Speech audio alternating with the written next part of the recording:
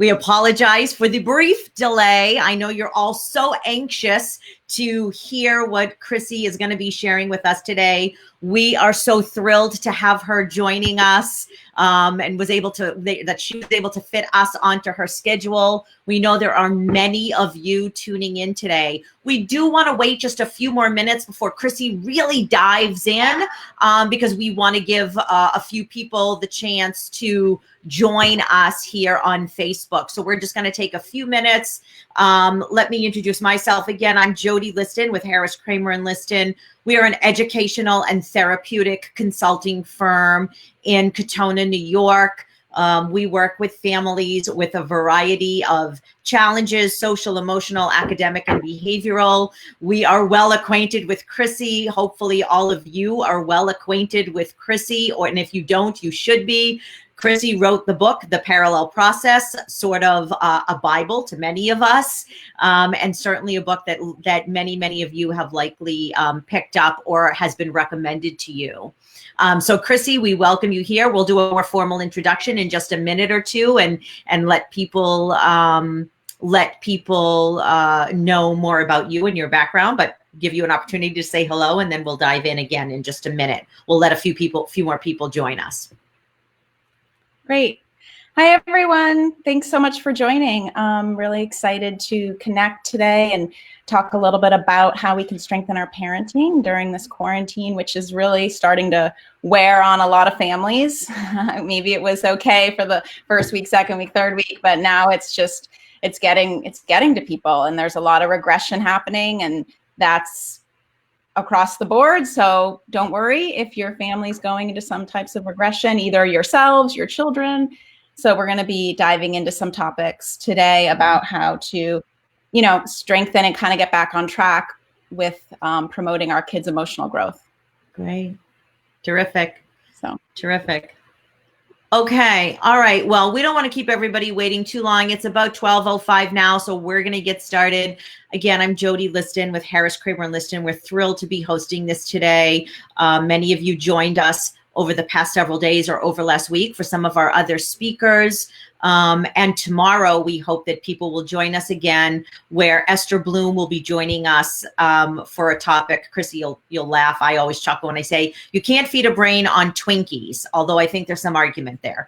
But we're looking forward to having Esther join us tomorrow. Today, we are joined by Krissy Pozatek, author of The Parallel Process, Brave Parenting and Brave Teaching. Krissy, I'm going to share with you some of Krissy's experience. Krissy has 15 years of experience in the wilderness therapy and adolescent treatment field. She graduated from Middlebury College with a joint undergraduate degree in environmental studies and geography. She started in the therapeutic field as a wilderness instructor, and went on to work with adjudicated and at-risk youth. After working and living in the wilderness, she joined a therapeutic boarding school, and went on to complete her graduate training in clinical social work at Smith College School for Social Work. And Krissy then returned to wilderness therapy. So those are really where her roots are. She has worked with adolescent boys and girls and their families for a number of years. And today she's going to be discussing with us the 4 pillars that will strengthen your parenting through her parallel process. And if you can hang on until the end, Krissy is going to share with you her special discount code for obtaining her digital online course for the parallel process. So Krissy, I am at this point going to turn it over to you to provide your insight and share with us your thoughts. Thank you. Thank you so much, Jodi, and thanks to HarrisKramer Liston for hosting me. So what I'm going to do today is I'm going to talk about the 4 principles I call the parallel process. Some of you may be familiar with my book.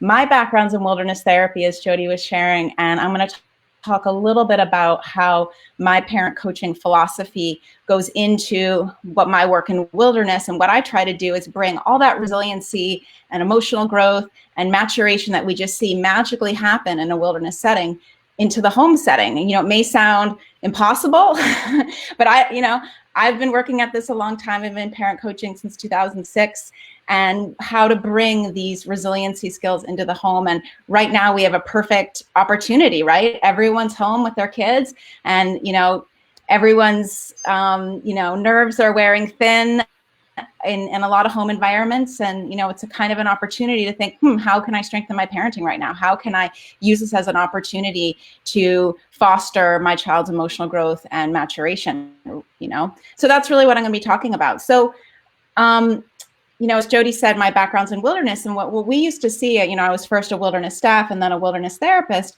And what we used to see is, through the course of 4, 6, 8 weeks, a lot of kids would sort of magically transform. They would go from, non-functioning in the home environment, whatever that means, so maybe they were struggling socially, academically, emotionally, behaviorally. Some kids are doing school refusal. Some kids are, struggling with substances or self-regulation or whatever the issues are. On some level, they weren't functioning in the home setting, but then they would go into the wilderness setting and they would be functional, right? It was almost like a different kid. But it wasn't, it was the same kid, right? So I was sort of like, what is it about this same child that went from a home setting to a wilderness setting, and such a different child emerges? And a lot of it has to do with that environment, right? The environment of the wilderness. So I started to really try to look at, what is it about the wilderness? What is it about? What is creating this change? And that's what's enabled me to come up with what I call these 4 principles that I'm going to discuss today. And it's in, if you want to look in further, it's in my books. So, but number 1, so in a wilderness setting, and then we're going to apply all this to the quarantine. So in a wilderness setting, the adults are in charge, right? The staff are in charge. The therapists are in charge. They're creating what I call safety. And sometimes we forget that an adult being in charge, an adult being in their safe authority, I call it, right? We don't want reactive adults. We don't want power tripping adults. We don't want pushover adults. We want adults in their safe authority. And when adults are in their safe authority, they actually create safety. They create a safe environment for kids. And so sometimes I even use the metaphor of like a teacher in a classroom. Do we want a teacher? Do we want our kids to go to a classroom where the teacher's in charge and there's rules and order and predictability every day? Or do we want our kids to go to a classroom where the kids are in charge and it's more chaotic? Well, typically, 10 out of 10 parents tell me I want my child in A, right? Where the teacher's in charge and there's rules and order, because there's routine, there's predictability, and that creates emotional safety, right? Kids' anxiety goes down and their available energy for learning goes up. And that's so, but a lot of homes, right, look like B, where the kids are more in charge and it's more chaotic. And sometimes we think, if we're in our authority, we're being punitive, or we're power tripping. And no, actually, we want to think of that teacher, in charge of our kids' classroom, creating the safety. That's what we can do in our homes. And this is what we saw in a wilderness setting, right? Is the staff setting the container, setting the structure, and creating that safety for kids. So that's number 1. Number 2 is emotional attunement. So in emotional attunement, in a wilderness setting, what we saw over and over again is that kids, all feelings were okay. All feelings were valued. All feelings were welcomed. We'd much rather a child talk about their feeling than to act it out, right? And so if a child talked about their feeling, right, feeling sad, feeling anxious, feeling angry, feeling bored, we would lean in. We'd want to hear it. We'd want to pull up a front seat and say, tell me about your feeling, because we didn't want them to act it out, right? And so that attunement, that allowing, that creating space for feelings is so powerful, right? But, and again, in a home environment, what do we tend to do? We want to fix their feeling. We want to change their feeling. We want to rescue their feeling. We want to, so again, you can see right away, in a wilderness setting, the staff are in charge, and in a home setting, the kids sometimes are in charge, or at least the kids are power struggling with the adult in charge. Number 2, in a wilderness setting, we allow and value all feelings, but in a home setting, we feel like we have to manage their feelings. We have to feel like we have to make them happy, right? We feel like we have to make them feel one emotion, which is happy. Okay. So then, or we're bad parents, right? Like we as parents then think like, well, we're bad parents because our kids aren't happy. right? Isn't that like the natural, that's our job, so to speak. Well, I don't know where that, my parents didn't do that. So I don't know Nor where did that. mine. Neither did mine. No, right. Exactly. It's a new thing. We think we're, and it comes from when they're babies and toddlers. We think our job is to emotionally manage and control it all, right? And I go into a lot more into this into my course that I'm not going to go into it today around how we manage emotions. But absolutely, my parents provided structure. My parents probably ignored emotions, right? So probably on the other end of the extreme. So now today we're so focused on emotions. But what I say today is, attunement is a two-part process, right? So number one is seeing our children's emotion. We all do that, right? A lot of parents are already attuning because they see their child upset, they see their child sad, they see their child angry. But we're not doing step two, which is allowing, right? We're seeing it, then we're trying to change it. We're seeing it, we're trying to fix it. We're trying to manage it externally. So what if our kids just become passive? They check out. Right? I don't need to manage my emotion. My mom's doing it. Or if I'm upset, it's your job to make me happy. In fact, we even throw it back at our parents, right? Your job to make me happy. So, I'm going to bring all my negative emotions to you. I'm going to bring all my upsets to you. Or it's your right. fault. And this is where I talk. Right. It's your right. And parents have set up this script. So I'm not blaming the child. I'm not blaming the parent. It's just a script that's been set up. When kids were younger, parents were like, oh, give me your unhappy emotions. And then kids learn, here you go, mom and dad. And so now what I coach is how parents can say is, look at the emotion. Wow, that is so upsetting. That is so difficult. And hand it back. How do you want to manage that? How do you want to navigate that? And that is a new skill, right? But this is what I saw in the wilderness is we allowed them to feel. We never took ownership for a child's emotion, but we valued it. And when people see, like if someone values my feeling, that feels good, right? Right? We feel heard. We feel that empathy. And I'm going to talk about this in a minute when I go into the quarantine. But so this second part is emotional attunement, right? And it has two pieces: seeing the child's feeling and then allowing them, validating, encouraging the feeling. Right. So number 3 is behavioral boundaries. I think we all know when a feeling becomes a behavior, right? An anxious child becomes defiance, right? A sad child becomes shutting down, right? An angry child becomes manipulation. So when the when the emotion becomes a behavior, that's where we set limits. It's totally okay to feel mad. It's totally okay to feel angry at me. It's not okay to be disrespectful. So if you speak to me disrespectfully, I'm going to hold you accountable. Absolutely. And accountability is a term I love. So, as a culture, obviously, I'm not discussing, what I'm saying isn't punitive, right? We're not saying the child's bad. We're saying that the choice was an unhealthy choice. So there's a difference. We're not saying you're bad. We're saying you made an unhealthy choice through defiance or manipulation or substance use or whatever they're doing. So we're actually de-shaming. So it's not a punitive response. And I know even the word consequence we don't like today in our society, but we have to use the word accountable. We have to hold our children accountable, right? And so I call them accountability measures, like just simple little ways we hold kids accountable that is going to promote self-regulation. When we say to kids, it's okay to be really mad and I'm happy to hear your feeling, but when you're disrespectful to me, you are going to lose a privilege. You're going to lose whatever, a little bit of phone time. And then you decide what's a good choice for you. If you want to keep being disrespectful to me, that's your choice. And I'll decide to hold you accountable. And so I also really talk about stepping away from control-based language and going to choice-based language. So control-based language is you have to, you need to, you should, right? We're doing that a lot as parents. I mean, it's a default, right? You have to get up. You need to do this. You should do that, right? You have to, you need to, you should is probably coming out of our mouths all day. And what I ask parents to do is that's a setup for a power struggle, right? Because kids can immediately be like, I'm not doing that, or I don't have to do that. So I don't remember having those choices as a kid. So there's the shift, right? Like if my parents said to me, you have to, I said, oh, okay. I may not have wanted to. And there's been the shift, I think, that you referenced earlier as well, is that there's the power struggle. Now kids are empowered to say, no, I don't have to. And so it's almost like we have to be 3 steps ahead of kids today because they're so savvy. They've learned how to run the home. They've learned, and they're not bad kids. They're amazing kids. They're just, Absolutely. They don't know how to work with their feelings.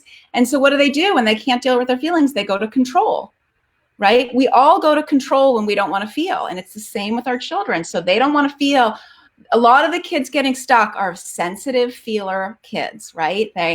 They're thin-skinned, everything gets to them more, and they don't know how to manage all the feelings, and so they go to control. And then parents give them control over the home because, right, they think it makes my child happier, but are we developing any skills when we do that? No, we're promoting control and manipulation in our children. Again, not on purpose. So I'm not trying to say this with any judgment, but what we need to do is go attune to the emotion and allow them to have it, and then have these behavioral boundaries. So for example, what I recommend is choice-based language. So we say, you always have a choice to speak to me respectfully or disrespectfully, right? Kids can choose, right? They have free will.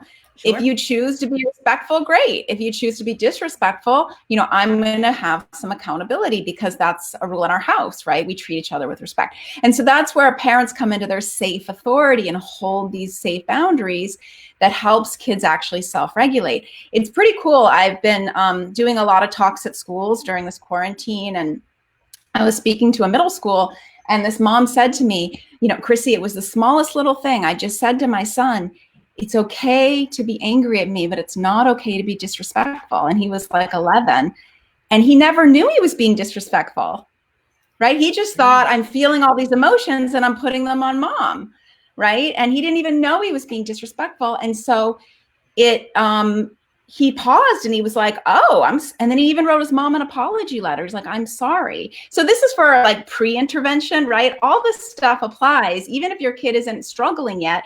It's building skills. If your child is, say, 15 and deeper into maybe more behavioral or emotional struggles, it still applies, because what we're doing is we're encouraging self-regulation, and we're saying, you matter, your feelings matter. But if you act it out this way, I'm going to hold you accountable. And, sometimes I call it yes to feeling, no to behavior. That structured response helps kids self-regulate. Absolutely. Okay. So then the fourth principle, just to get through it, is valuing struggle, right? In the wilderness setting, every day it was designed for kids to struggle, right? They're sent in the middle of nowhere. They have to wear clothes that aren't theirs. They have to eat food they don't like. They have to interact with kids they don't know. They can't talk to their mom. They can't call their friends. Right. Everything about it is discomfort. And we did that intentionally. I call it safe struggle. We don't want kids to have unsafe struggle ever, right? I say if your kid's having unsafe struggle, be a mama bear and go rescue your kid. But if your kid's having safe struggle, which you have to stop and ask yourself, if your kid's having safe struggle, you need to let them have it. That's where growth and maturation comes from, safe struggle. So if they're struggling with their peers, they're struggling with their sibling, they're struggling with being respectful, they're struggling with chores, homework, it's all good. It's actually good. We have to flip it around and be like, and I have to do this with my parenting with my kids to say, like, I'm grateful they're struggling because we have an opportunity to build skills here, rather than being like, oh, wow, every day is a struggle. Like I could act like a victim, or I could flip it around and say, I'm going to work on this, and the minute I become more tolerant and allow it to be messy, I find that it flips. Because I'm not reacting to it, right? I'm like, you know what? We're going to have a struggle getting out of the house, or just having a struggle today being homeschooled, and seeing it as an opportunity for growth. It just changes it a little bit, rather than me, having a drama or a reactivity to it as a parent. So these 4 principles, what I found, if we can do this, you can do it in the wilderness setting, you can do it in the home setting, you can do it. If your child's at a college, just do it on your phone calls. You can do it in any classroom setting, in any setting. If you have these 4 ingredients, maturation happens. It just magically happens because so let's contrast these 4 ingredients to the home, right? In the home, the reason we see delayed maturation in the home, the reason we see regression in the home is because we're not in our authority. right? And we let kids power struggle and we let kids negotiate. Number two, we fix the emotion, right? We're not attuning, we're rescuing, we're fixing, we're changing. Number three, we're not holding them accountable. Instead, we're maybe inconsistently holding boundaries. That's what I see in a lot of homes. Maybe there are rules, maybe there are expectations, but they're inconsistent. And kids, again, can negotiate. And then number four is we're not valuing safe struggle. We're trying to remove all struggle, right? And that's where the helicoptering and the fighter jet parent, right? We want any struggle we see, we want to shoot it down. We want to scoop it and move it away rather than say, you know, I'm glad that's landing on my kid's lap. Or that's landing on my child's trail, because they have to navigate it. They have to figure it out. So what I want to do today is take these 4 things I just laid out and I want to apply it to quarantine, because we have a really unique situation on our hands that is completely out of our control, right? We can't control this. We have to just work with it. And so we can apply these 4 principles. So number one, and I'm going to share some stories about my parenting because I'm home with my kids, you know, and I'm in the same boat as everyone. So number one, we need to be in our parental authority. And I noticed right away when the quarantine happened, one of my daughters was, you know, and this probably happened in normal life and I let her get away with it, right? But there are these little manipulations. Mom, can I have this? Or, you know, just trying to negotiate with me and almost looking like, you know, those little ways of make me happy, Mom. Can you order this for me? Can you do this for me? And maybe in a vulnerable moment, I fell into it, right? You know, get it. It's late at night. Okay, sure. We'll do that tomorrow, you know, giving her what she wants. But I stopped myself and I said, you know what? We're all in this together. There's no like special treatment, right? There shouldn't be special treatment anytime. And I'm not saying we never praise or reward our children. Of course we should, but we should do it because we want to praise in children, not because they are wearing us down. Do you see the difference? Yes. Like if I see my daughter doing well and I'm like, oh, let's go get those things you want. That's different than her like bargaining and negotiating and like pushing me at a vulnerable moment for me to give her what she wants. Yes. Right? You know, whether it's like a dessert or extra special, like or a movie or whatever it is. And so that's being in your authority is doing it because it feels right to you, not because someone's wearing you down. And I noticed, and I said to her, you know, there's no special treatment in quarantine. Like we're all in this. There's no control, you know, none of us can control it. And so I guess what I'm trying to say is right now you have an opportunity to step more into your parental authority, right? It's not like you're just setting up some strict rules as a family. No, these are strict rules from our governors. Right? We're not in charge. And so we have to let our kids know, no, the answer is no. And there's a lot of no's right now. Okay. So number one is being in our authority. But number two is lots of emotional attunement. So, you know, I've shared in a couple posts and things that I've done on Instagram, but my daughter's lost everything. And just like everyone did in like 3 days, you know, school, sports, and friends, right? Major loss, unbelievable loss for our children and for ourselves. A lot of actually adults are okay with it, right? I'm just working at home or I get to sleep in a little more, right? But it's not okay for our kids, what they're having. And so we have to do lots of attunement. And I found right away, I mean, my kids are adjusted a little more now, but initially it was just a lot of crying, a lot of sad, a lot of bored, a lot of just emotional pain. And so I didn't go to a quick fix, right? I didn't go to, there's no like happy bow we can put on it, right? So I just stopped and dropped into attunement. And I said, it is so hard. It is awful. It is unfair. I'm not saying the quarantine's unfair. What I'm saying is if I get on their level, it's unfair that you can't see your friends. It's unfair that you can't go to school. It's a bummer. It's awful. And the more I just drop in to attunement with them, they felt heard.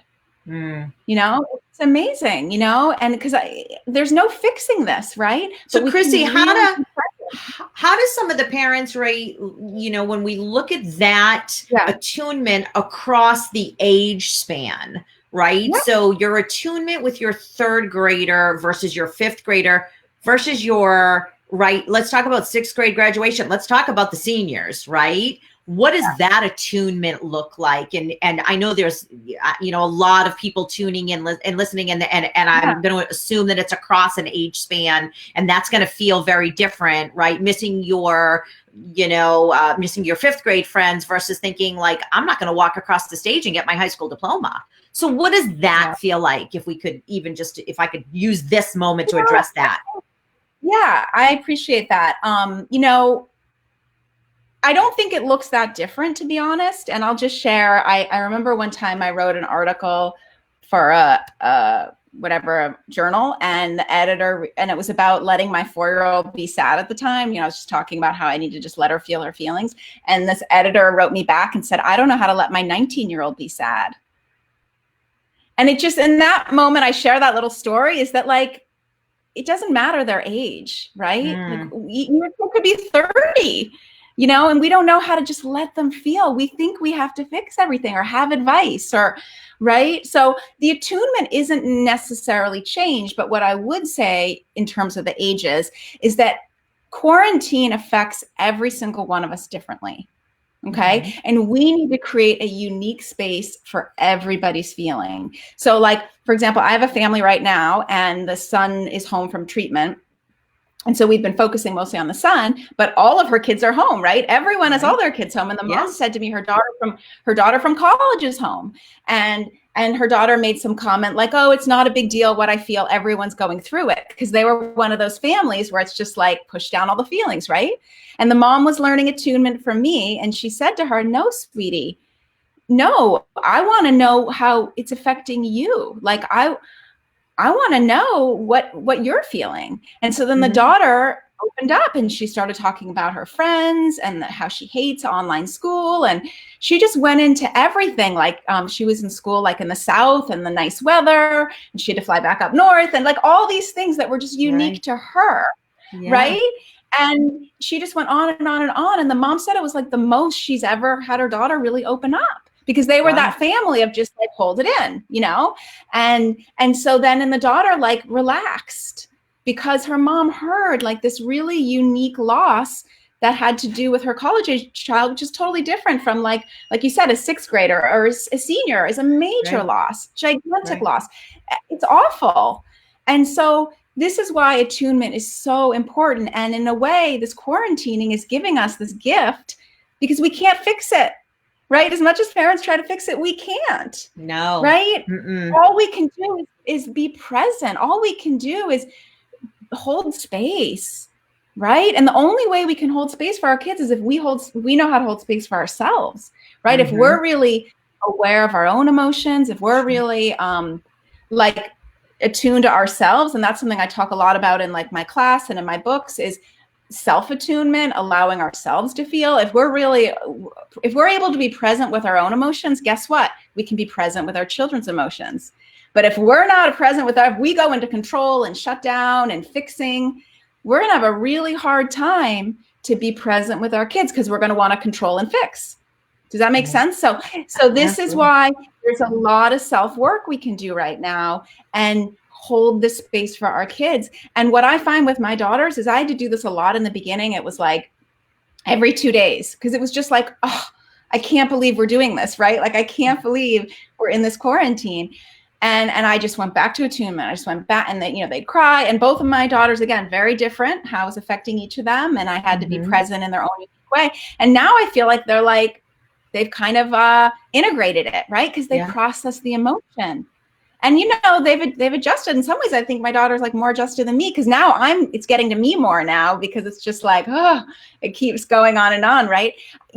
Everyone's ebbing and flowing. And I heard a great quote that said, everyone's allowed to have a grumpy day in a family. And I thought that was really good, because one day I was pretty grumpy, and I said to my daughter, this is my grumpy day. Yeah. And then, and it just like she's like, okay, Mom. And then it kind of gave, like, I didn't feel like I had to put on a happy face or make it better. I was like, yeah, this is a hard day for me and whatever. It's just everything's hitting me about what we're in. And then they've had their like grumpy days, you know? And so we're just like, we're creating space for feelings, or we have an opportunity to create space for feelings that maybe we don't in normal life, right? In normal life, it's go, go, go, right? Go into sports practice, school, whatever, the busyness, that we're not really holding space for what families are going through.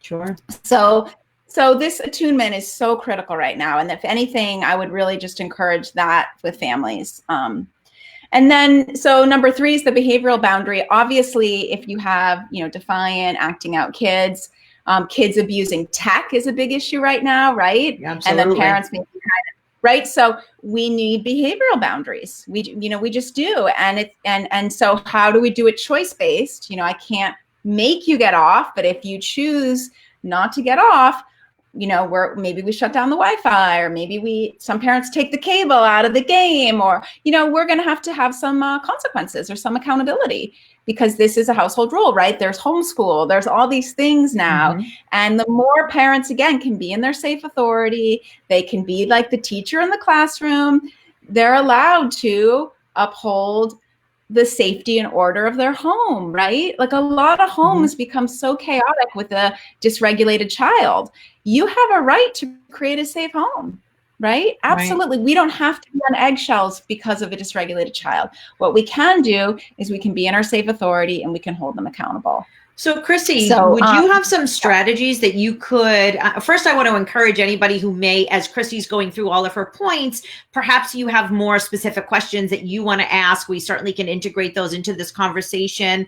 I'm going to throw a question out there. What if, you know, that's never been your forte, is maybe having that safe authority, right? And now, you know, but your kids were at school for several hours a day, and they had sporting events during the afternoons, and you only had to have safe authority, which maybe you were good or sort of quasi at in the evening hours, right? And before they went to bed. And now we're home with them 24/7, and we're expected to hold a lot of sort of regularity and scheduling. And we're saying to them, you're supposed to have this safe authority where you're saying, right, now it's time to do homeschooling, and now it's time to do distance learning, and now it's time for meals, or it's family time, or you can't use your screen time right now. How do they shift from, during quarantine, something that maybe they were struggling with in the real world previously? How do they apply that now? No, it's a great question. So I think that, well, first of all, no one's doing this 100%, and no one's going to change overnight, right? So even if, sometimes I say to parents, if you change your parenting 5% of the time, do you think it would have an outcome? And a lot of parents say to me, yes. So set the bar low. Like, I'm not trying to put more pressure on parents. If you say, I'm going to 5% today, be different. Right. That's a start, you know, like, so I'm saying, be kind to yourself, be gentle, right? We already have a lot on our plates. You're already doing way more. Parents are very stretched thin. So I'm not trying to add to that. What I'm trying to do is teach like a reframe, a refocus that may help you strengthen right now. So maybe you do it 5% today. That's it. And then you're like, I'm off the hook. I'm going to rescue my kid the rest of the day, you know, but then maybe tomorrow it's 7% or 10%, you know, whatever it is. So that's number 1. Number 2, one thing I've been doing just to be more concrete is a lot of kids have like a homeschool schedule from their school. Like both my daughters do. So I don't know if, you know, the teachers might sort of lay out like these blocks, and then some even have like PE or right. Like, so what I would do is, a lot of parents, what I'm doing in my coaching is like a daily checklist. Okay. So what you can do is, if you do the morning routine, right? So whatever, and you can follow the school schedule, could be getting up, doing a chore, taking your meds, breakfast, and then like school from like 9 to 12 or whatever it is, because children are different ages. Then you earn an hour of tech. Or you earn, you know, and then if you do your afternoon, you know, your lunch routine, and then your afternoon routine, you know, so like, again, it depends on their age. You know, like I had a mom make one, and her son was able to earn 4 hours of tech that he could do from like, you know, 6 to 10 or 5 to like whatever it is. He was like 14 or 15. I don't care if they're on tech, if they did all, again, if you do your responsibilities, you get your privileges.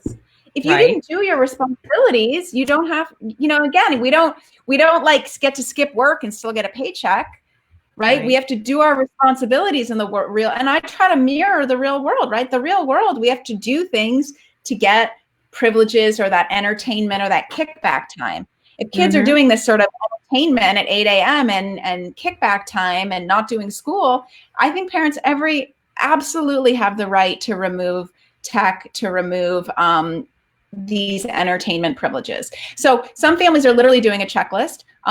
One thing I would say I would use different language than you just said, Jodi, is I don't think parents should be doing the managing, like, oh, you need to do this, now you need to do that, now you need to do this, because then you see how we're micromanaging. And I don't want parents to micromanage. What I want to do is empower kids. And we say, here's your schedule.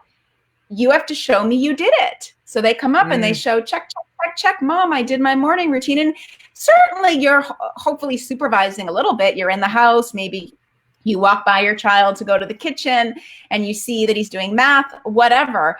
Maybe at times he is abusing it and getting on YouTube.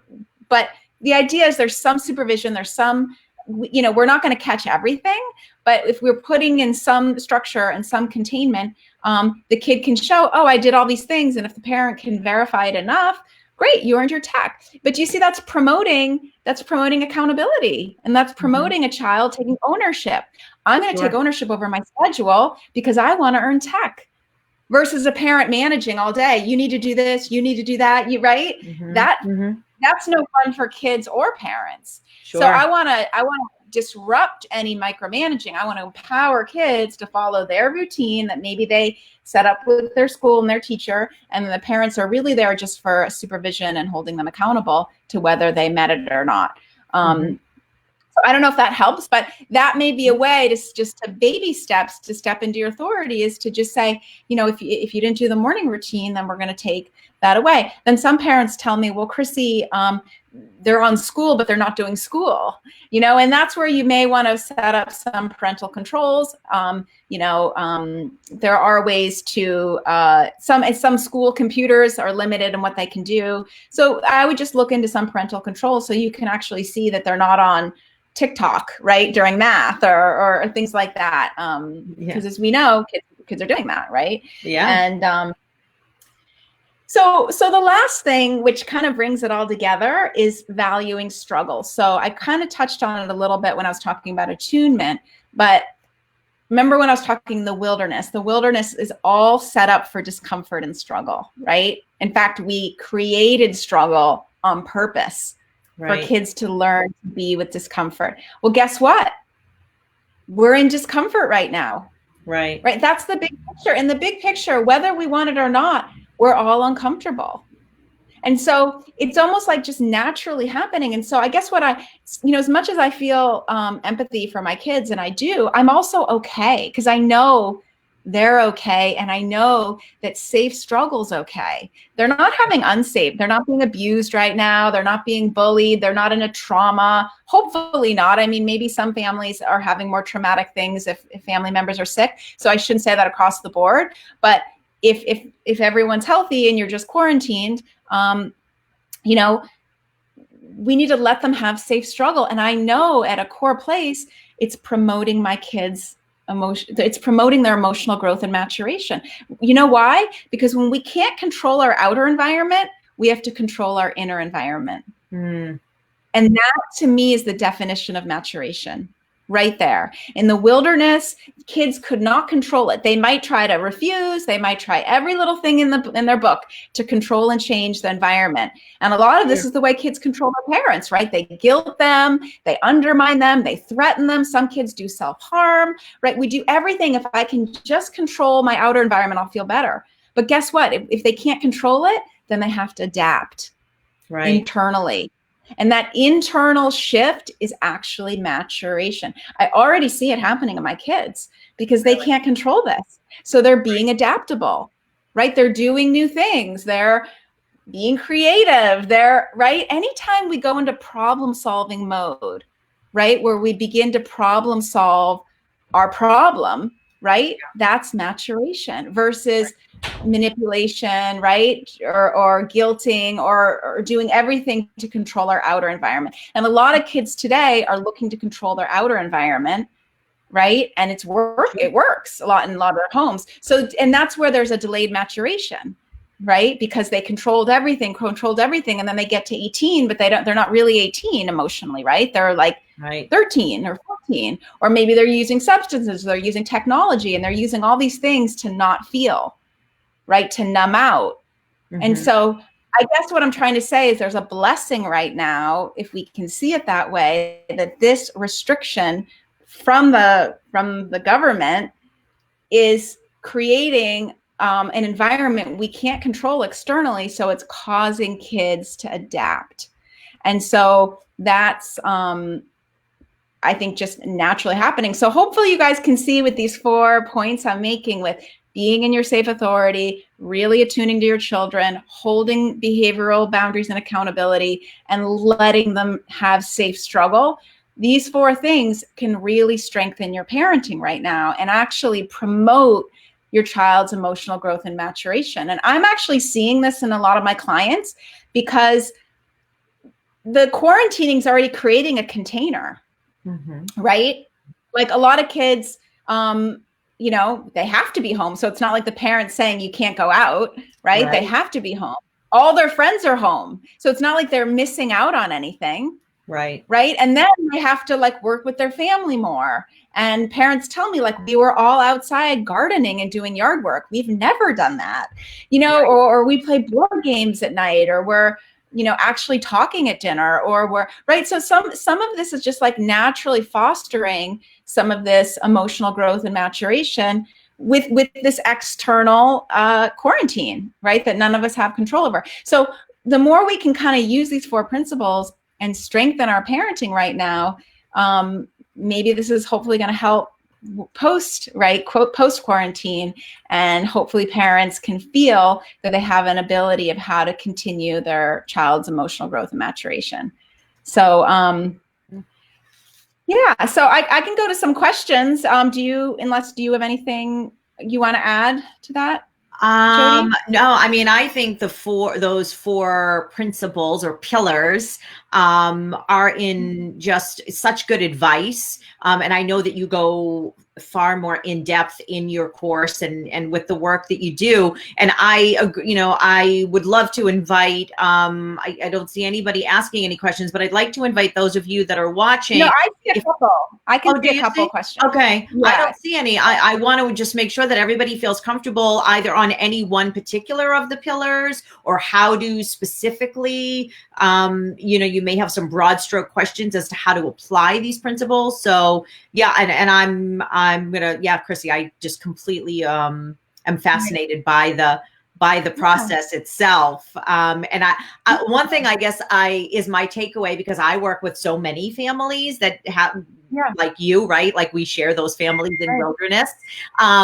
And families are often, when we talk about wilderness and the struggle in wilderness, parents confuse that, I think, sometimes with kids not being safe. And I'm so appreciative of you using the words, right, that there is strength and it's a safe struggle, right? Wilderness is inherently, yes, we're creating an environment where they're struggling and they're uncomfortable, but they're not unsafe. Similarly to your comparison or analogy to this quarantine, we are all facing discomfort and a struggle, but we're not unsafe, hopefully, for the most part, not unsafe, right? I think that's a great parallel, if you will, to what we're trying to accomplish sometimes in the woods, right? Like we don't have all the solutions when we're out there, and we have so many things we don't have access to as we do now. We don't have access to so many things right now. We have to stay home. Right. So I just think those are some incredible parallels. Yeah. Right. We have to adapt and make the inner shift. Just like in the wilderness, you have to be resourceful all the time, right? You have to be adaptable and resourceful. And it's the same that's going on right now. And I think there's sort of comments and questions, but one of the comments is about entitlement. And yeah, I think all kids are so entitled today, right? I mean, I'm a parent coach and my kids are entitled. It's sort of an American, or maybe it's across the board phenomenon where kids just push, they expect everything. And one of the things I see a lot in my coaching is that parents have lost confidence, right? They've gotten pushed over so much, and they see what all the other parents are doing, right? Their kids are juuling, or they're on tech all night, or they're right. And so kids are like, well, my friends are doing it, why can't I do it? And so then parents have really lost their confidence, right? They're unclear. When we're unclear about our parenting, guess what? Kids can push us over. And that's really what I want parents to help strengthen. That's what my class is really about, is really once you become clear again, you're going to step more into your safe and your natural authority. And I think there's so much entitlement today. And this quarantining is like popping the bubble on entitlement, right? It just is, because you can't always get what you want. Right. I know a lot of things are popping up, so I'm going to let you address. Right. There's so many things. Go ahead. Yeah. Okay, so there's one that says, isn't it concerning for our kids to have thin skins? I think that's a good question. I don't think so. I actually think being sensitive is wonderful, right? Sensitive children feel everything. A lot of the kids who go to wilderness, like, want to work at a rescue shelter for animals, or they're like really good with younger kids, or they have such a capacity for empathy.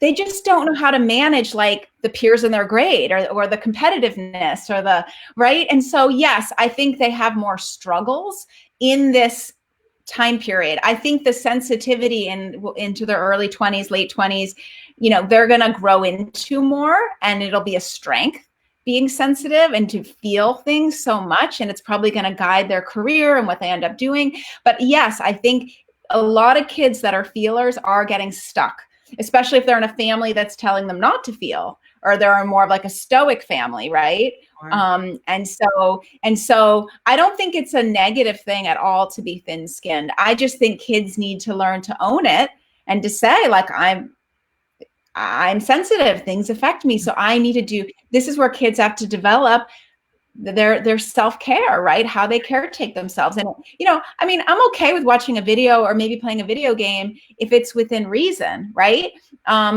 Just like someone might take a bubble bath, or, listen to music, or write in their journal. But kids need ways to self-soothe, in productive, healthy ways. And that's what's so important when kids are sensitive. Absolutely. Okay, so another question I thought was good is, how might you respond to an adolescent who's not obeying quarantine? I'm guessing what that means is the child's just leaving the house and maybe being with their friends. And that's a tough question. I think I truthfully have some young adults that are doing that. But I don't know in my practice of adolescents doing it, meaning young adults might be having an apartment, or they're in college and they didn't come home. They went to a friend's house, and maybe they're going to parties. And so the parents in that situation are saying, you can't come home, right? Yeah. You can say to a young adult, you can't come home, especially like if you're in New York or Connecticut, where the rates are high or whatever, your child's in college somewhere else, you don't want the risk. And so a natural boundary with a young adult is, I'm sorry, if you're not going to be safe and, follow recommendations of quarantine, you can't come home. And actually, I've seen this be effective with parents of young adults, because a lot of parents might have autoimmune or immune issues. And so it's almost like the first time in their lives, it's not just about the kid. Because a lot of us are so revolved around our children and their happiness. And now parents are saying, you can't come home, not because you're in trouble, but because I might be at risk. Mm-hmm. Like, there's more to me than just being a parent, right? Yeah. I have a health concern. Sure. And so it's kind of an interesting reframe that kids are seeing, oh, mom, I can't go home to take care of mom, versus mom always taking care of the kids. Right. So I think there's a natural positive shift happening here, which is again, seeing parents as three-dimensional human beings, not just on earth for them. Yeah. Right. So if an adolescent, to go back to the question, if an adolescent isn't following it, I mean, all I would say is just go back to what I've been talking about, is just if it's any household rule, if you're not going to follow the household rules, if you're not going to do your responsibilities, you don't get your privileges. So I would shut down their phone. I would take the tech out of their room. I would go on freeze with all privileges. And most kids are going to want their phone. So again, I tell parents, you're not powerless. Right? A lot of parents feel powerless, and I get that, again, in this entitled culture we're in, but you're not powerless, right? You have all the power, right? You provide the transportation and the shelter and their bedroom and the food in the fridge and their technology, and you provide everything. I mean, unless you have a child that's like independently wealthy, it can go move out on their own. Right. Your children they're dependents. They're not only minors. And that's why I like the word guardian. I love the word guardian. I know we don't like it in our society, but what it means is you get to guard them until they're 18. You get to set the rules. Kids need, that's set up on a societal level for a reason, because they don't have the maturity or the brain development to live independently in the world yet. So the parents are their guardians. So I want to empower parents to be their guardians, to be in their parental authority, to set the rules and boundaries. So if your kid's under 18, they're a minor and they're a dependent. So you have 1,000% control. The only control your child has is over your emotions, right? To guilt you, to make you feel bad, to undermine you. And so, you're right. You can't make that kid stay home, but you can remove all their privileges. You certainly can call the police if you think there's a safety issue. So I would step into your authority and have your parental boundaries. If your child is not, and this would be true for anything, like even if they're just not coming home from curfew, right? If they're just leaving the house, whether you're under quarantine or not, I would really step into your authority and be the parent, right? Be the parent. Okay, let me look at any suggestions for getting older kids to open up and share their feelings. Okay. Again, I don't think it matters the age, but I'll give some more suggestions to get kids to open up. So some kids just share, right? I'm upset, right? Some kids just share. A lot of other kids, it may come out in behavior, or it may just come out in like an elevation in emotion, right? Like they might have tone in their voice. They might slam the door. They might stomp around the house, right? They might isolate in their room. They might, right? So kids aren't sharing, but you can see they're nonverbals. So they're not verbally telling you, but the nonverbals, their facial expression, their tone of voice, right? Their behaviors are giving you information. So what I recommend doing is mirroring. So mirroring is when we mirror back the verbals and the nonverbals. So if they're doing it verbally and they say, I'm so upset, we can mirror that back. I hear that you're upset. Tell me more. What are you feeling? But say it's coming out in tone, right? Say it's coming out in shutting down. Slamming doors or, right? Slamming the door. So we can mirror that, you guys. It's so exciting. You can go up to your child and say, I saw that you slammed the door. I heard your tone in the voice. I heard you stomping around. You seem upset. Do you want to check in? Right? We're opening the door. And they now, may what say, if you get back that it's fine? It's fine. I'm fine. It's fine. Right? That's really adolescence. Not that, I guess a 10-year-old could roll their eyes at you as well. But how do you, right? Because we'd love to be able to say, I think you're upset. Would you like to talk? I saw you, why'd you slam the door? Or I heard you slam the door. It seems like you're really upset. But in real time, what is the likelihood of them then opening up to us? How much do you have to keep going? And when is it time to back off and be like, have your space, but I'm here for you? Yeah. So I think sometimes when we do the attunement, right, or the mirroring, right, you seem upset, kids will be like, yeah, I'm pissed off, and they'll go into it. So then we can attune to that.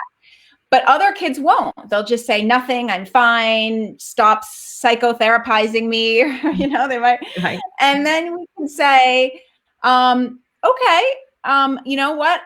It's up to you to share or not. I can just see that you're upset, and I'm here if you want to talk.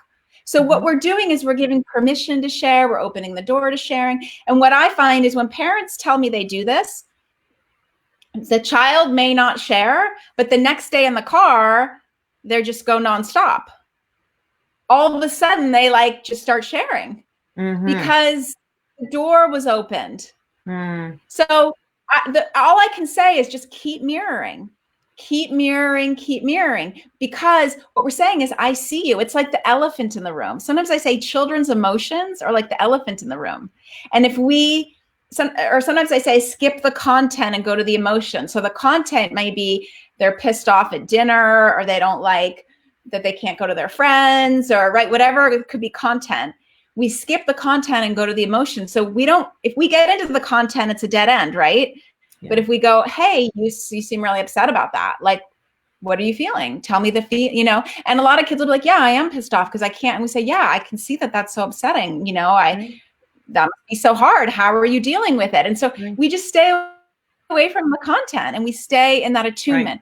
And the more we do that mirroring, I find that kids feel seen more. They feel heard more. Right. And if nothing else, they can't get away with it. They can't get away with being the elephant in the room, controlling everyone. Right. I remember this one family I worked with. The mom said, Krissy, my son's just avoiding me in the house. Like whenever I go upstairs, he goes downstairs. Whenever I go downstairs, he goes upstairs. He's just avoiding me. And I said to her, why don't you mirror that?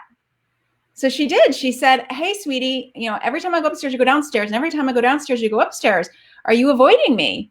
And he said, no. But she said he stopped doing it. Interesting. Because no one wants to get called out, right? If I said to you, Jodi, I notice you always do this thing with me when I bring up blah, blah, blah. Right. You know what I mean? You'd be like, well, no, I don't. But then you might become aware, right? You become aware. Yeah. Right.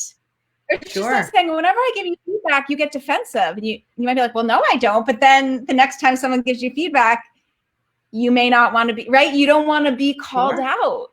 And so this mirroring is a way to like bring the elephant in the room, right? And our children's emotions are running our households, right? Because we're so focused on them being happy. We think we're the emotional managers. So we're constantly reading our kids, and that's how they're getting power. But if the only power we're going to give them is attunement and allowing, that is upsetting. That must be so hard. But they're not getting control over the home, right? They're not winning a power struggle. Okay, so hopefully I answered that. Okay, let's see. How continually take away.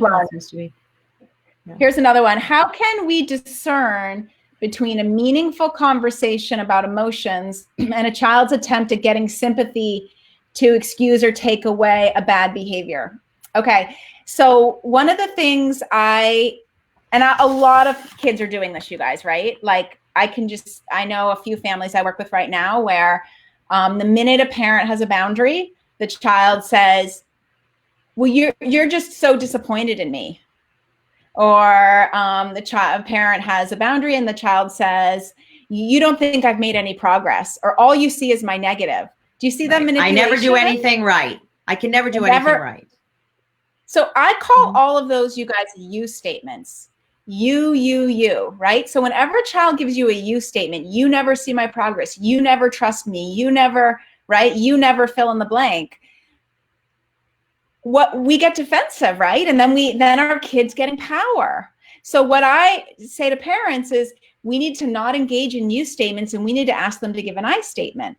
And if your child didn't go to any kind of treatment, this may be a weird concept, but we can still say, I'm not going to respond to a you because that's blame. You can always tell me how you feel. So if they say, I feel angry that you are holding a boundary.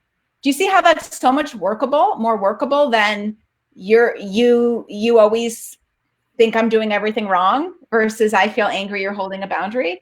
That's so much more work. That doesn't turn into, we don't want that to turn into a negotiation though, right? I feel angry that you're holding a boundary about my tech time, right? And parent response is, not, we don't want parents to say, I'm sorry. I'm sorry that that you're upset that I'm doing. Let me change that boundary because you feel angry, right? So we want to be careful, I think, there, right? Is that we want to encourage the I feel, but how do we respond to the I feel? Right. So what we want to do is if the child gives an I feel, we want to welcome it. So let's go back to wilderness where I said we'd much rather kids talk about the feeling than act it out. So if a child says to me, I'm so angry that you are holding this boundary, Mom, or I'm so angry you're not letting me go see my friends, right? I'm not going to go into the content. I'm going to say, thank you for telling me how you feel. I can see that you would be angry at me. We validate. I mean, like a lot of parents have like contracts, right? When they come home from a program, I get that you don't, it makes sense that you're angry at the contract because before you never had one and now you do. Thank you for telling me your feelings. So we validate and we thank them and we encourage, is there more? But it doesn't mean they get to go now out of the house and see friends. Because when they use their emotion to get something to change, that's the definition of manipulation. Correct. I'm going to tell you I'm only going to tell you what I feel. Like some kids will say to their therapist, well, there's no point in sharing with my mom because she doesn't do anything. But do you see the premise of that is manipulation? Because they say, I'm only going to share my feeling if I get my way. Well, that's just not the way the world works. I mean, if we're again reinforcing that sharing their feeling gets their way, we're not setting our kids up for much success. Because does that ever work with a boss or a teacher or a professor or even a friend? I'm going to tell you how I feel, and so you should change your behavior. No. That's going to create not much success in the real world, right? So what we need to say is, I'm gonna remember I was saying with my daughters, I'm gonna drop in a tune. I'm gonna be so present. It doesn't mean I can change anything. And even if I could change the contract, I can still be in my authority and say, you know what?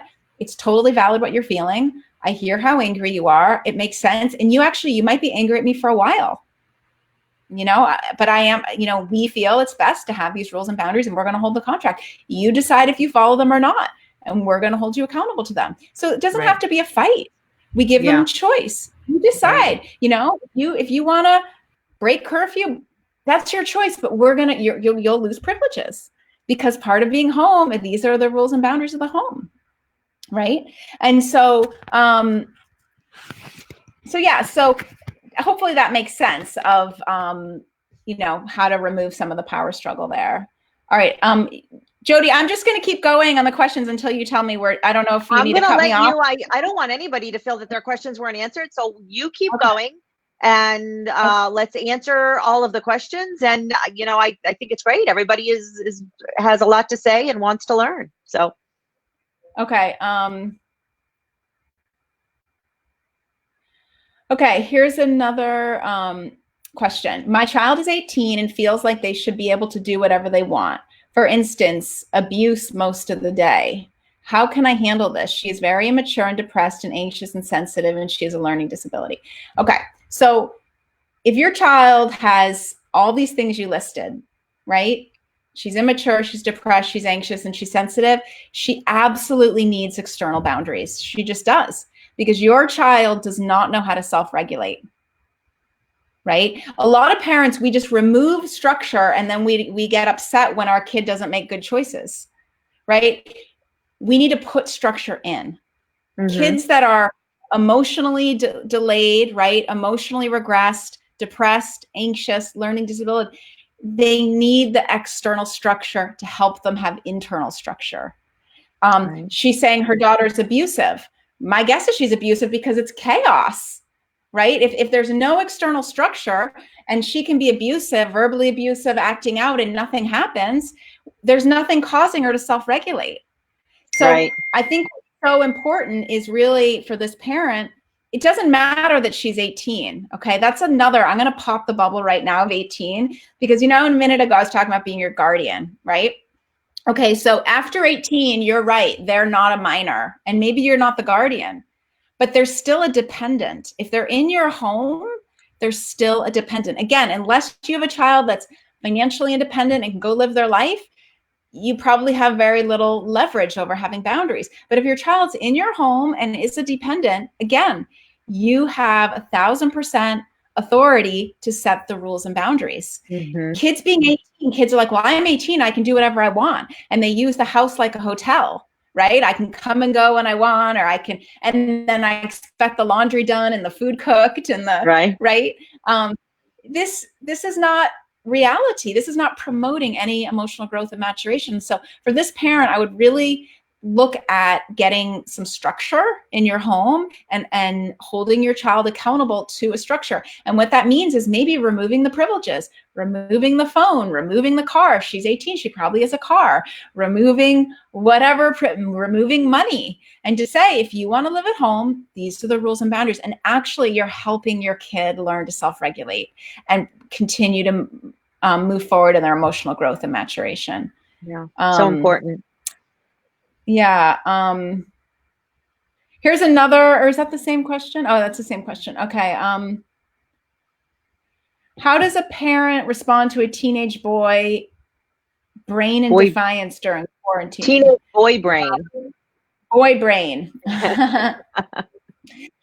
Well, it's what's so exciting about these 4 principles. And again, if you guys decide to do the class or look at my books, you can go into it in much more depth. But what's so exciting about these 4 principles is you can apply it to really any situation that's going to help promote their emotional growth and maturation. And so a teenage boy brain, I'm guessing you're ADD or just all over the place or impulsive, defiant, that child still needs parents in their safe authority. That child needs a lot of attunement, right? If your child's defiant, what's underneath defiance? An upset feeling. Absolutely. And so we need to attune to that upset feeling. We need to say, hey, you seem upset. You seem angry. You seem sad. We need to lean in. We need to allow. So that, number is so important. And then the defiant child needs the boundary. It's okay to have that feeling. It's not okay to be disrespectful, or it's okay to be frustrated at the quarantine. It's not okay to skip school. If you choose to skip school, this is how we're going to hold you accountable. Sure. So they all link together, being in your authority, allowing your child to have his emotions, holding them accountable for their behavior, and then letting them struggle within it. Again, if we know it's safe struggle, we know it's only promoting their emotional growth and maturation. And this is hard, right? We're such rescuers, as parents today. But because we want our kids happy, we want everything smooth, we want no problems, we want no struggle, but we forget that struggle is where all growth comes from. I mean, I look at my daughter's lives, and every time they had a friend issue or a sports issue or an academic issue, there was some growth that came out of it.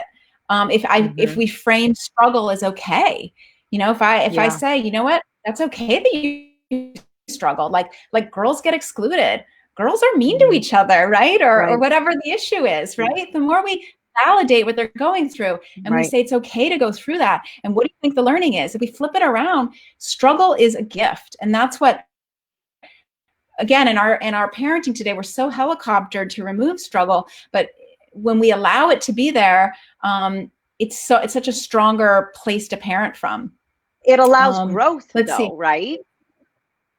100%. Oh yeah. And it's not like, I'll just share, my daughter went through some of that middle school stuff for a few years, and it was hard. I wanted to rescue her, right? I wanted to fix it. I wanted to have some advice, but I couldn't.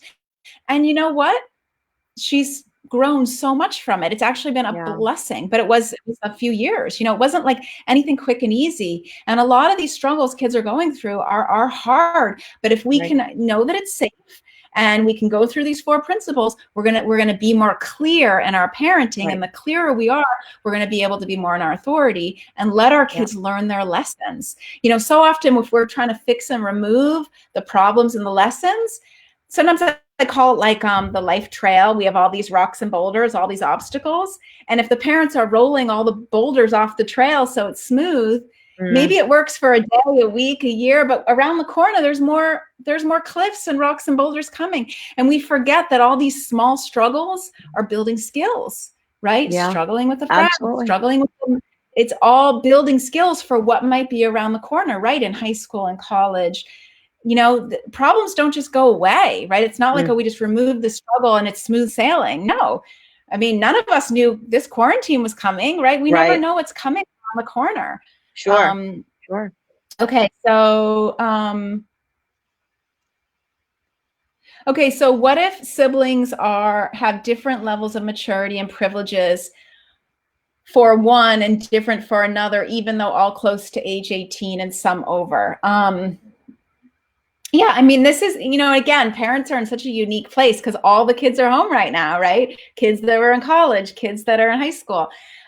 So, you know, I think, again, it's okay to have different rules and boundaries. So if I mean, I'm going to guess there's more, what this mom means in the question is maybe there's a child that struggled and say can't go on tech, but then the other kids can go on tech. And, you know, that can be confusing, but at the end of the day, if that child, say, you know, maybe they went to a program, maybe they went to a treatment program, maybe they're working with a therapist, maybe they're under a home contract, they may have different rules and boundaries, and I think that's okay. I don't think just because they're home, all the rules are the same, because all kids, even if they're similar ages, they're different maturity levels. Right? If you had a child who just follows the rules, who's self-responsible, who's a self-starter, that kid needs less structure. Remember I was saying earlier when that question about that daughter that's really dysregulated at home and really struggling at home, and I said that child needs structure. Well, some kids don't need structure. They self-regulate, right? They put their phone down. They're responsible. They do what they're supposed to do. So they actually, and actually we should use that as an example. If you're, you know, following through on your expectations, you're building trust with mom and dad, your words match your actions, we're going to remove structure, right? We're going to remove some of the boundaries. And that's not, it's not, I don't mean to say that in a punitive way, like, oh, well, you have more rules because you messed up more. I don't mean it that way, but it's just saying, you know, you struggle with tech, so we have to put in more, right? If you can't self-regulate tech, we have to regulate it. Yeah. You see, that's what it is. Right. We have to put in the external boundaries. Another child regulates tech, or they may balance their schoolwork, and so they don't need that. And so that's where we can actually frame it as a positive. Hey, if you can show me you're self-regulating, if you can show me that you're getting all your work done, just like you do the checklist every day, you can earn the tech time at the end of the day. So I would really flip it around and see it as a place of empowerment, that it's not that you're treating kids differently. You are holding the same criteria, but one child followed it, you know, and the other child's struggling more. So I guess that's kind of how I would look at it. Yeah. So I don't know. I think a lot of them are comments here. So I think I might have gotten through all of them here, Jodi. I think, let me see. We continually take tech away, but as soon as they get it back, it's like Groundhog Day with the refereeing of the usage versus the non-tech. But I think you've addressed that in what you've just said. Parental guilt about tech being their only outlet for social interaction. You know, which, yes, we are sort of all in, you have to be on tech in order to communicate in any way right now, right? Like, we all know that. So, and then there's another question on if you have any books for teens. Oh, new messages. Okay. Yeah. Some of these I'm not seeing, but that's okay. Yeah, I would say with the tech, maybe they get a half an hour no matter what or something, right? But that's just automatic. But anything additional, like, you know, I said that one family could earn up to 4 hours for a teenager. That's a lot in general, but considering quarantine, maybe that's okay, considering they did everything they needed to do that day. One thing parents are doing is, if you do your school week, great, the tech hours bump up on the weekend. So you can do some accountability that way, right? Like, yeah, Saturday, you get X number of hours because you did your whole school week. But so I think we can give them a little bit that's just automatic, because that is the friend connection right now.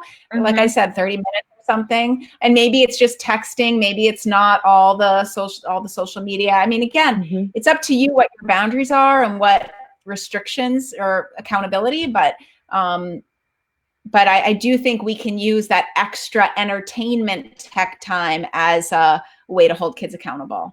Right, right. Sure. And then, also about like not disrupting sleep patterns or not being, using tech at midnight and all of those things. Right. So yeah, definitely. If like your child is an issue, boundaries within boundaries. Yes. Take the tech at night 100% right now, because if there is an issue, absolutely. Yeah. And yes, my books are all, they all apply to teens. I have 3 books, and you can just go to my website. It's KrissyPozatek.com or parallel-process.com. Right. And you can see my books there. So yeah. We absolutely, Krissy, I'm so glad that you said that. And I want to make sure to give you the opportunity to provide everybody. I'm going to actually bear with me here. I'm going to put in to use the code. What is the code, Krissy, for them to be able to? I can't type on mine for some reason, but it's just transform 20. So it's all caps, form 20, and it's no spaces. So why don't you write it and I'll tell you if it's right. I'm going to do it right now. Use code transform 20 to purchase your online digital course, right? Yeah, for 20% discount on, and that's going much deeper into all of we just discussed today, you guys. And it's about 6 hours of content, and most of it is all audio. So you can listen, doing the dishes or doing chores in the house. And yours isn't coming up on my screen. Yeah, it should. Did you write it? I did. I did write it. Maybe somebody can put in the comments. I did put in use transform 20. It's right across where your name is at the bottom of the screen. Okay. Yeah, actually, maybe somebody could put in the comments that you can actually see it, because I did put it. It is reflecting on the live screen. I can see it. So hopefully everybody can see it. Yeah. And if you want to, Krissy, just one more time before we have to go. Oh, I thank you, Chad. Chad says we see it. Transform 20. It is on the screen. Okay, but it's all caps. So it's all caps, though. Oh, yep, my apologies. It's all caps. I'll fix it. It says transform 20. So, yep, it's exactly, that's it. And it's okay. I'm gonna update it right now. Yep. So it's a lot of audio for those of you busy parents, and then there's self-reflection, there's journal assignments, and then there's also action items. So for things for you to try and apply that day with your kids. And this is how we transform, right? Is through daily working on ourselves every day. So thank you everyone for coming, and thank you so much, Jodi, for hosting this. Oh my gosh, it was our absolute pleasure. If we can be of any service to anybody, if we can be of any help in terms of helping you through some of the challenges that you're facing now or in the future, we've put our email, our office line, and our website, our email, and our office line at the bottom of the screen. You certainly can find us at HarrisKramer.com.